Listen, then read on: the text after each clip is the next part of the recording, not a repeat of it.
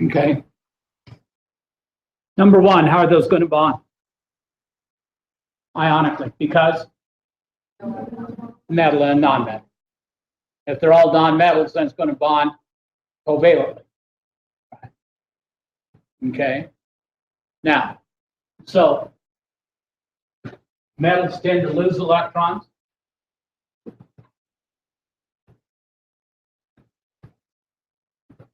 Or they what? Metals are oxidized because they lose electrons. Non-metals are reduced because they gain electrons.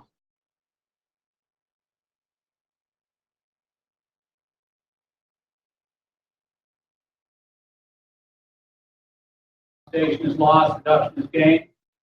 Or Leo goes dir. Leo loses electrons, his oxidation goes dir. PDR is gains electron reduction. Okay. Now, so we do this. Okay. So that oxygen's over there because we transferred 2 electrons, but now what? Aluminum's not okay because you still have 1 electron. Okay. So we're going to take another oxygen.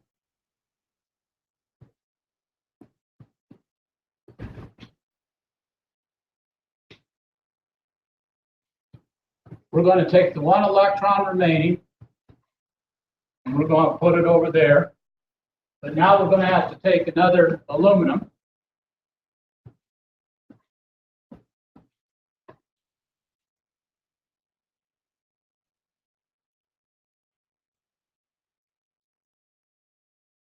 And we're going to take 1 electron from here, and we're going to put that there. Okay. Now that oxygen's okay, but now we have what? 2 left here. So if we take 1 more oxygen,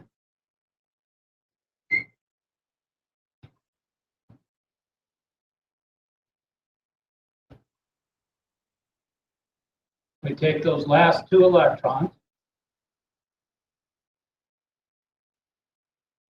Okay.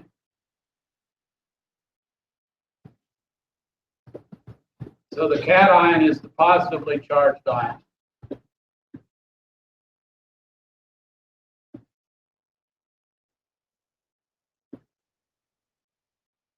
What's the charge on aluminum?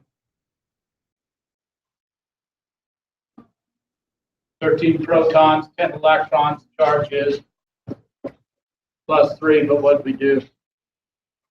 We took 2 of them. The anion's the -1.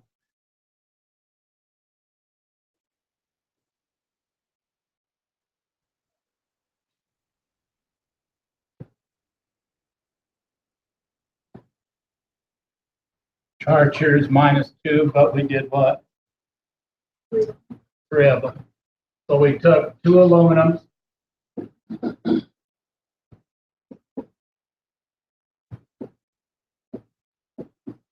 Remember what I said when we do that, the number of positives and the number of negatives have to equal one another, right?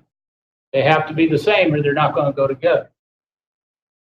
So this is going to form 1 molecule of aluminum oxide. Now, if we put aluminum oxide in water, how many ions are formed?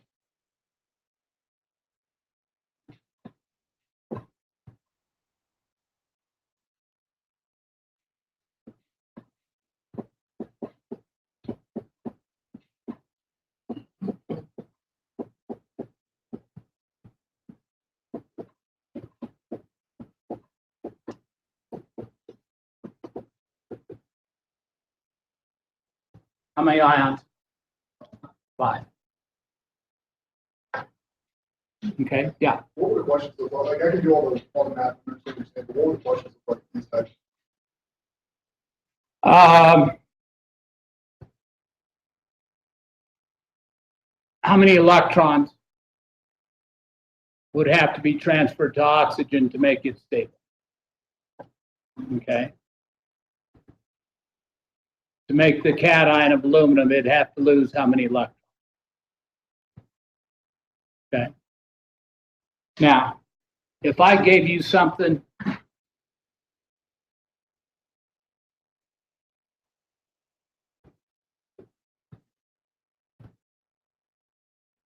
if I gave you something like that, what does that tell you? That you have 4 molecules of aluminum oxide. And each molecule goes together in a ratio of 2 aluminum to 3 oxygen. Okay, anything else up here that you have questions on?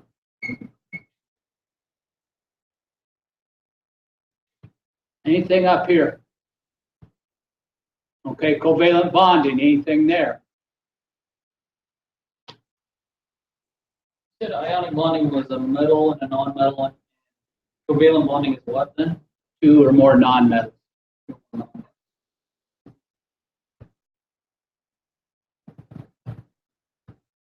And the only caveat to that is hydrogen can either be a metal or a nonmetal.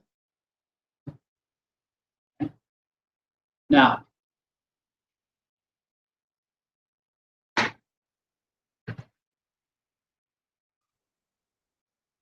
Does that mean that hydrogen is always going to be in an ionic bond? no, means it can either be in an ionic or a covalent. Either one. So it's not going to automatically assume the qualities of a metal, even if it's paired with non-metal. Yeah, if it's, yeah.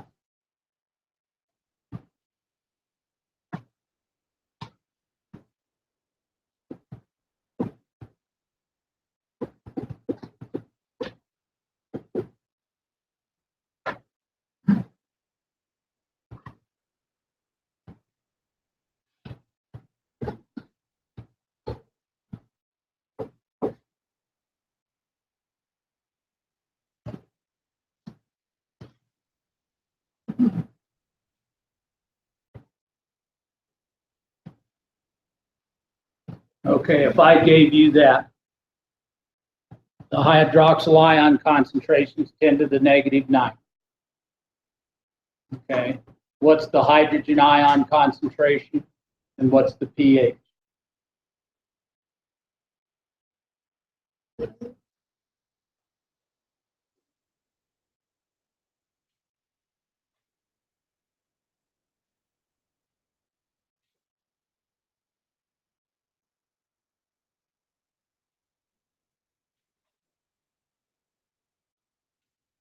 Right?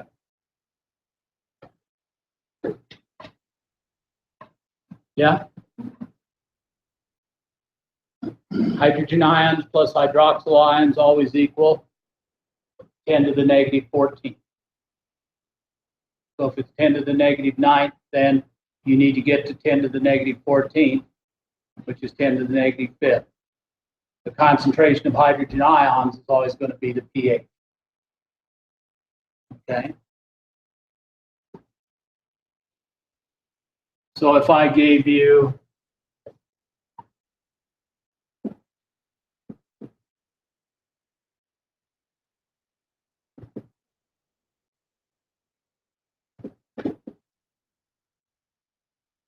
if the hydroxyl ions 10 to the negative 13th, what's the hydrogen ion concentration?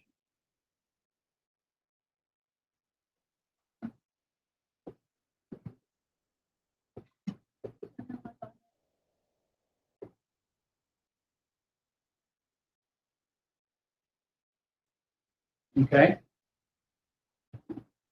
How much stronger of an acid is a pH of 1 than a pH of 5? How much? One. How much? 10,000 times. Each pH unit's 10 times. So it's 10 times 10 times 10 times 10, which is 10,000. Okay. pH units are exponential or logarithmic. So pH 1 is 10,000 times pH 5. Okay. Dan. So when we determine the pH level, we don't look at the hydroxide concentration. We look at Yeah, why? That's because of the pH, which is the partial concentration of hydrogen ions.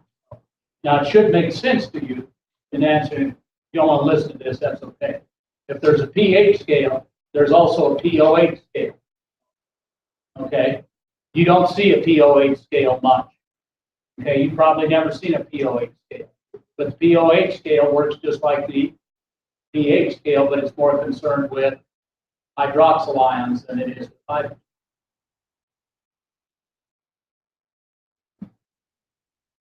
Okay? Believe that or not. Okay? Okay, from there we went over functional groups. I told you I'm going to give you some molecules. Okay? I've got 5 molecules in the table. I'm going to ask you different questions. Pick the one that's an alcohol. I'm not going to ask you to name it. I'm just asking you which molecule has an alcohol. Which molecule has an aldehyde group. Okay? I'm not asking you to name it. And I have a table of various molecules from carbohydrates, lipids, okay, proteins, nucleic acids. Okay. Now, the best way you can study that is look at your text. In your text, they have what? Diagrams of carbohydrates, lipids, proteins, nucleic acids. Yeah. With the alcohol group, so some of the other groups have the OH in it, but It depends on it. Yeah, it depends on the total thing. so you have, if there's other things, then It has to be, yeah. Yeah. So if I gave you a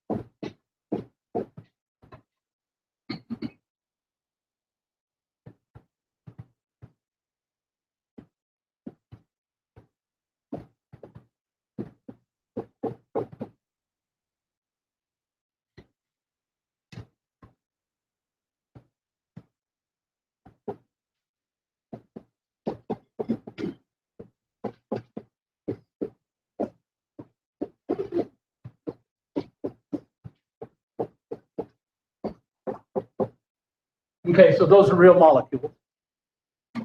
Okay.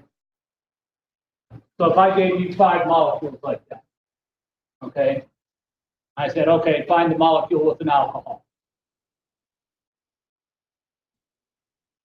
It's going to be the first one.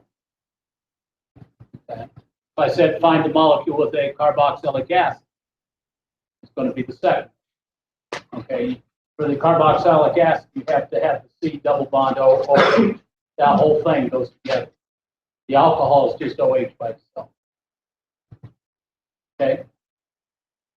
Same thing with phosphate. Phosphate has what? If we looked at phosphate,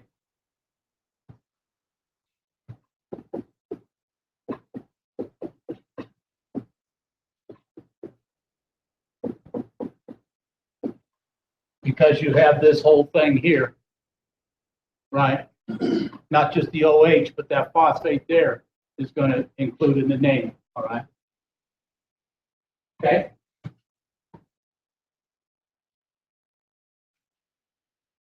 Okay.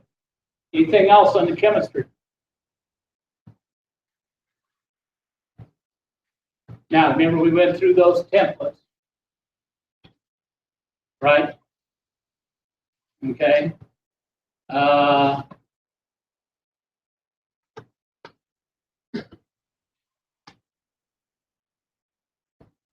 So here's a sample question. Which molecules, okay, of the 4 molecules, which ones contain nitrogen?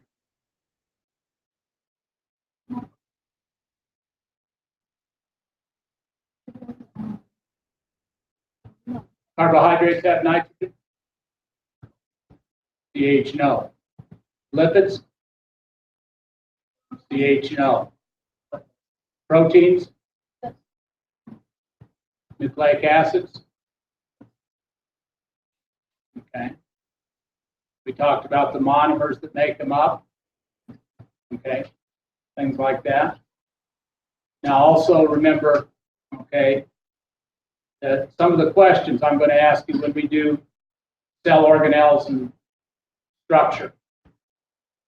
Okay. If a cell produces an abundance of steroid hormones, what cell organelle does it have a lot of? Smooth endoplasmic reticulum. Okay. If a cell produces an excess of protein, an abundance of protein, which organelles would there be a bunch of? And you got some choices. It's going to be more than one. Ribosomes, obviously. What else?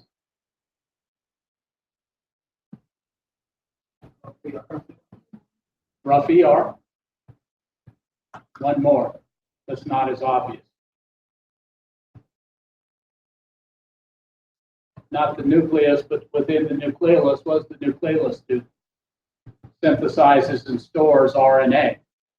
So if there's a lot of RNA, then you're going to have an enlarged or several nucleoli. Okay? Those are just some things that are some of the questions you got to use your noggin on. Okay? Okay. So we've done chemistry. Any other questions on chemistry? Okay. And then cell organelles. Okay. Any questions on the cell organelles? It's not on cell organelles. Are there going to be osmotic? Not on this exam, but there will be an exam too. We're going to do more on osmosis and diffusion and milliosmolality. That one day wasn't enough. We've got to do that some more. Yeah. What do we need to know about intermediate fields? About Like functions. I feel like they're just part of the cytoskeleton. Other than that, okay, they just make up part of the cytoskeleton. For now, that's good. Okay. Anything else? Everybody good on DNA? Complementary base pairs. Adenine always goes with cytosine, or adenine always goes with thymine. Cytosine always goes with guanine. Okay. Now that's good. What switches up in RNA? Cytosine still goes with guanine, but now in RNA, adenine goes with uracil. Okay. Anything else? Anything else you want to ask? Yeah. We're going to go with the messenger RNA. When we do when we do protein synthesis, we are, which is probably going to be in the next week or so. And we'll do messenger RNA then, but we're not going to do it now. We'll do ribosomal and transfer RNA. We'll do all 3 of those, but we're not doing it. Previews of coming attractions. Okay, anything else?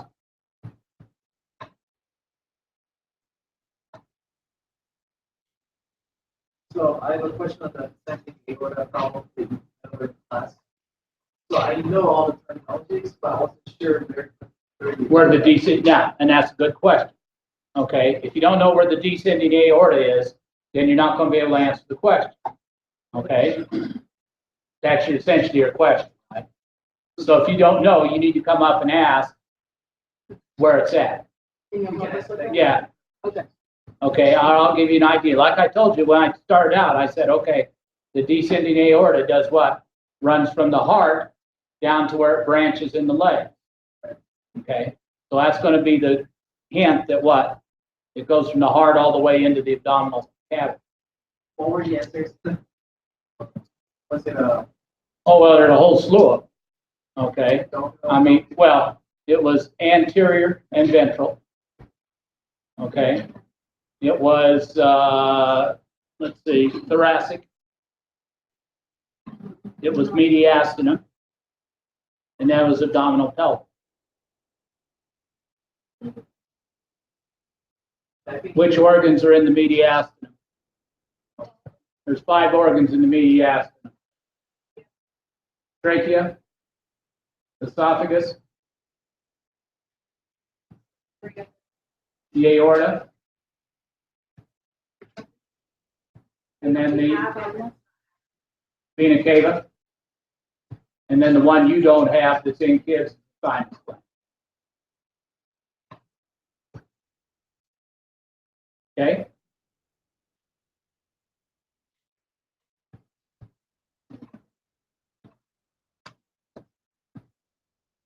Go ahead. You got one on the end of your tongue? I've checked. What's that? I've checked. Okay. On the quiz, the six-step enrollment process of distribution by Golgi apparatus. The answer was wrong. Okay, And I'll fix it at the end of the semester. I was just curious. There were 2 wrong answers there. That was one of them. What was the other one?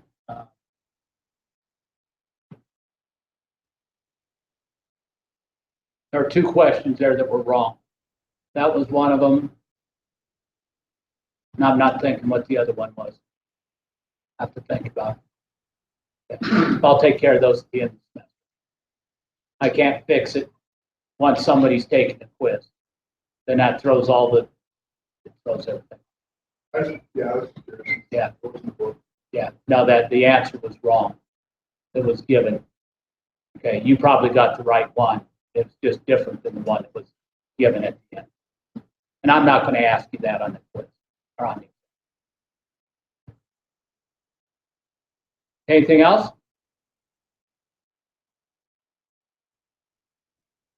Okay, guys, that's all I got. Unless you got something. Okay, I'll see you on Thursday.